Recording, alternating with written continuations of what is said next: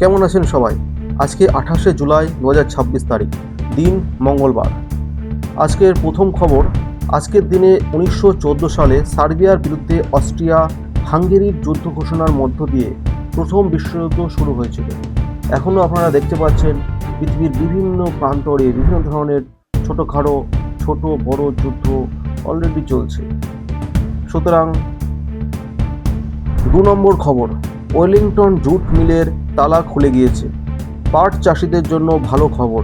আশা করা যায় এতে জুট মিলে কর্মসংস্থান যেমন হবে, তেমনিভাবে চাষিরা কাঁচা পাটের দামও ভালো পাবে বলে মনে করা হচ্ছে। হুগলির ধরমপুর জিটি রোডের পাশে ছোট্ট একটি মুদিখানা দোকান চালায় তাপস অধিকারী। শনিবার সন্ধ্যায় হঠাৎ কিছু লোক তাপসের বিরুদ্ধে নাবালিকাকে শ্লীলতাহানির অভিযোগ নিয়ে আসে এবং অকথা কুকথা শুনিয়ে পাড়া মাথায় করে। তাপস তার পক্ষে কিছু কথা বলতে গেলেও সে কথা কর্ণপাত করা হয়নি। রাতের দিকে তাপস ব্যান্ডেল চুচড়ার মাঝে যে ট্রেন লাইন আছে সেখানে ট্রেনের তলায় ঝাঁপ দেন এবং দিয়ে প্রাণত্যাগ করেন। পরিবার বিচারের জন্য পুলিশ ও প্রশাসনের দৃষ্টি আকর্ষণ করেছেন এবং তাদের হস্তক্ষেপ দাবি করেছেন। ধর্মতলার মিছিলের অশান্তির জন্য গ্রেপ্তার বেড়ে 16। ঘটনা পুনর্নির্মাণের জন্য ধৃতদের ঘটনাস্থলে আনে পুলিশ। আরও ব্যক্তিদের খোঁজ চালাচ্ছে পুলিশ। কলকাতা পৌরসভার 67 নম্বর ওয়ার্ডের বিদায়ী কাউন্সিলর বিজনলাল মুখোপাধ্যায়ের পুত্র সম্রাটকে সোমবার স্থানীয় প্রমোটারের কাছে 34 লক্ষ টাকা তোলাবাজির অভিযোগের বিরুদ্ধে গ্রেপ্তার করা হয়। পলিমারের 10 টাকা ও 20 টাকার নোট 100 কোটি করে বাজারে আসতে চলেছে পরীক্ষামূলকভাবে। সংশ্লিষ্ট মহলের মতে, ছোট অঙ্কের নোটের অভাবে সমস্যায় পড়েছেন সাধারণ মানুষ, কারণ এই ধরনের বেশিরভাগ নোটেরই হাল খারাপ।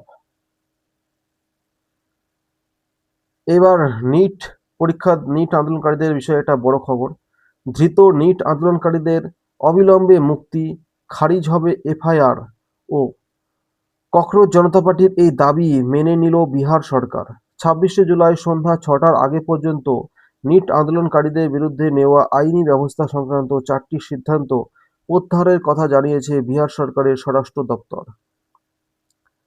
ভারতীয় বংশোদ্ভূত ধীরু রমণী নামে এক আমেরিকা প্রবাসী, যিনি স্থায়ীভাবে আমেরিকাতে বসবাস করেন এবং হিরে ব্যবসায়ী নামে পরিচিত, পশ্চিম আফ্রিকাতে একটা হীরের খনি তিনি কিনেছিলেন এবং সেখানেই স্থায়ীভাবে বসবাস করছিলেন। কেনার কিছুদিনের বাদেই তাকে অপহরণ করা হয়।